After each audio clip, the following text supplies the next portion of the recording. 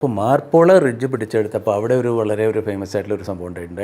അദ്ദേഹത്തിൻ്റെ പേര് കേട്ട് കാണും, ക്യാപ്റ്റൻ കോൺഗ്രൂസ് നിംബുസാവ് എന്നറിയപ്പെടുന്നത്. അവിടെയുള്ള ഒരു ഫീച്ചറിൻ്റെ മീതെ അറ്റാക്ക് ചെയ്യാനായിട്ട് പോകുമ്പോൾ ഗാതക് പ്ലാറ്റൂണിൻ്റെ ലീഡറായിരുന്നു മൂപ്പര്. അവിടേക്ക് പോകുമ്പോൾ കയറാൻ പറ്റുന്നില്ല, ഗ്ലേഷ്യേറ്റഡ് ആണ്.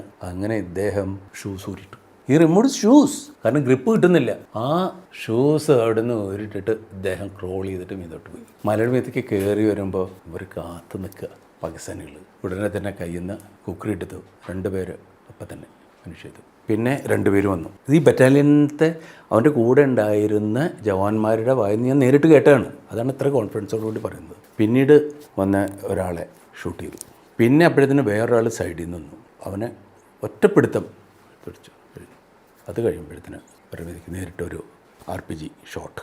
അതോട് കൂടിയിട്ട് കോൺഗ്രസ് താഴെ വീണു. പക്ഷേ കോൺഗ്രസ് താഴെ വീണപ്പോൾ പട്ടാളക്കാരുണ്ടല്ലോ കൂടെയുള്ള, അവർ പുലിക്കുട്ടികളായിട്ട് മാറി. പിന്നെ അടുത്ത ഒരു 10-15 മിനിറ്റ് നേരം അവിടെ ശരിക്ക് കൈകൊണ്ടുള്ള ഫൈറ്റിംഗ് ആയിരുന്നു, അങ്ങോട്ടും ഇങ്ങോട്ടും. അങ്ങനെയാണ് പിന്നെ ആ പെർട്ടിക്കുലർ ഫീച്ചർ, ബ്ലാക്ക് റോക്ക് എന്നായിരുന്നു ആ ഫീച്ചറിൻ്റെ പേര്, അത് പിടിച്ചെടുത്തത്.